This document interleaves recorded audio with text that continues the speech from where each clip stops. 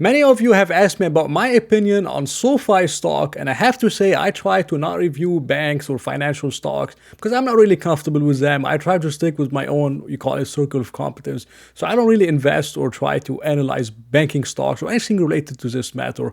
But I'm going to analyze SOFI in this video, give you a very basic explanation of the stock, talk about the earnings, talk about my own opinion on the stock, and tell you if I believe SOFI is undervalued and what kind of things concern me whenever I'm trying to analyze a stock like SOFI. Now, SOFI has performed very poorly this year, down 28% on the year, versus stocks like Robinhood. They did amazingly well, and many different brokerages, financial stocks, even tech companies in general. They did amazingly well, but SOFI hasn't done very well. In terms of members, SOFI has pretty close to 8.1 million members, and you have most likely used or you're most likely familiar with one of the products of 11,800 that SOFI actually has. Maybe you're familiar with the high yield savings account, which was one of the first, you could say, brokerages or banks to offer 5.5% on the savings accounts. And then a lot of banks, financial institutions have followed. Maybe you're familiar with paying your student loans with SOFI, maybe some kind of a personal loan, or maybe SOFI Invest in your brokerage if you buy stocks or ETFs with SOFI. So SOFI does have a lot of products. And this is amazing for the company over the very long term because they have those 11,000 products, they have the 8.1 million members, and they've been steadily growing every single quarter, which is good. Now, what they can ultimately do is try to cross-sell a lot of the products to existing members at zero cost for advertising. I talked about this with a stock called Hims and Hers Health. I said if people are on a hair loss subscription, they can cross-sell them maybe the mental health subscription or now the weight loss subscription as they are, involved in terms of weight loss. And the same thing with SOFI. If someone has a high yield savings account, maybe they can cross-sell them the broker account and save for retirement with it, 401k or RIA. Maybe they can pay their student loans with SOFI, and maybe they can apply for a auto loan or a home loan or a personal loan.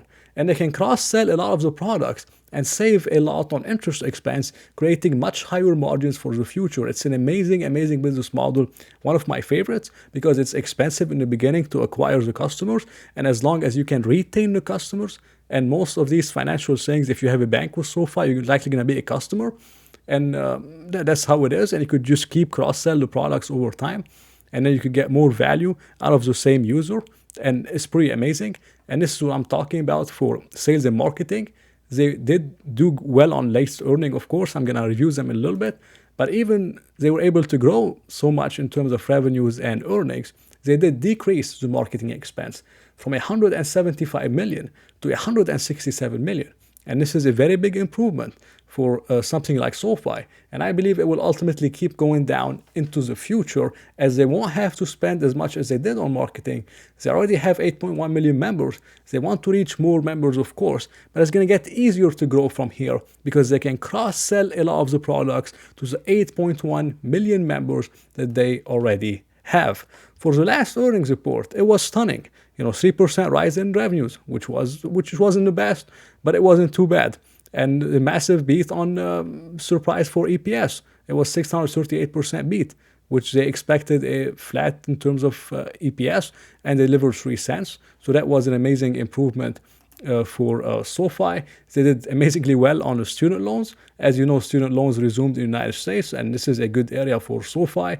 They've been benefiting from it. 43% growth in terms of student loans. What surprised me was the home loans, 274%. I think this is a new area for them. I haven't been following it too closely, but this is massive growth for a company like SOFI. Now I'm going to tell you about 2 things that concern me with SOFI before I get into talking about if it's undervalued or not. And this is mainly the net interest income. It was 236 million last year. Now it's 402 million. This is largely due to interest rates being a little bit higher. Of course, it's due to the company growing also, but it's also due to interest rates being a little bit higher, and they're collecting more in terms of net interest income. Now, what's going to happen whenever interest rates start to come down? I would expect net interest income to start declining. And out of the 644 million in terms of net revenues, 402 million is just in interest income. So if this declines, I would expect the revenue to not be able to grow, or maybe to decline a little bit in 2025. I think this is one of the reasons why SOFI has been a little bit weak. But the good thing is, if interest rates start to come down, non-interest income will start to increase, which means origination fees through home loans, refinancing stuff, maybe personal loans will pick up a little bit more again, car loans will pick up a little bit more, so they will make more on origination fees and less on net interest income. So it might end up equaling itself out, but we have to wait and see. But this is a concern that I have. Interest rates come down, I would expect net interest income to become more weak in the future. Something else that I have an issue with is a massive increase in shares outstanding from 800 million shares in 2021 to 1 billion shares as of the last quarter, and it has steadily increased pretty much every single quarter. This is largely due to a massive stock-based compensation expense. The good thing is it has been coming down from 2022 to 2023, and now SOFI is finally GAAP profitable, which I believe they will start to decrease in terms of stock-based compensation. This is what happened to Palantir, and this is what's been happening a little bit to Hims and Hers Health lately, and I would expect the same to happen to SOFI. So maybe we're in an inflection point in terms of them issuing shares like there's no tomorrow. I hope we are, but if not, I mean, this is another concern that I see. And I hope it slows down sometime soon because it will really hurt shareholders in the long term. Now, the good thing is SOFI has seen a massive improvement in EPS for the company. They lost 66 cents in 2021, then they lost 33 cents, then they lost 8 cents. A massive change in 2024, expected to be 7 cents in terms of guidance. This is their own guidance, I believe 7 to 9 cents, then 19 cents in 2025, all the way up to 83 cents in 2028. And this is the biggest challenge with valuing SOFI. Normally with banks, you use price to tangible book. But SOFI is somewhat of a bank, but it's not really a bank because it also makes money from technology products, which I haven't talked about in the video. And it has many different things than just a regular old school bank. So do we use earnings per share? Do we use free cash flow? What kind of multiple do you put on it? What kind of profit margins SOFI could have into the future? It's very hard to determine. And over 20 analysts came up with these numbers, and they came up with 83 cents in 2028. I'm not sure I'm going to believe that. But if they do get 83 cents, and if the current growth continues, I would expect it, because it's been absolutely amazing in terms of improvements in profitability, much more impressive than the revenue growth. And as I said, they can cross-sell the products to the members, and that will be more efficient, save on marketing and sales expense. So 83 cents, assuming by 2028, if I put in at 20 times earnings for the growth, which I don't think is expensive, this is pretty close to, I would say, around $16 per share.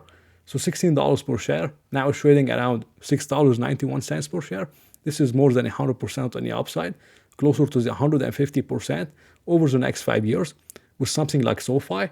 But what if it doesn't trade at 20 times? If it trades at 10 times, then this is $8.03, still higher than the $6.91, but that would be a terrible return. So the truth is, the way I look at it, the way I look at everything, if I had to buy SOFI in my portfolio right here, to bet on the growth to continue, and as I really love the business models of cross-selling to current existing customers, if I had to buy SOFI, it would be a speculative position, meaning it would be 1, 2, 3% of my portfolio, and I would just keep it and see what happens. Because no matter what kind of SOFI shareholder you are, no matter how much you read about the company, you will never be able to accurately determine the profit margins they're going to have into the future. SOFI to me is a speculative stock. Even though they turn profitable, it's still extremely, extremely speculative. But for me, looking at the growth, looking at the company, looking at the management, I like what I'm saying.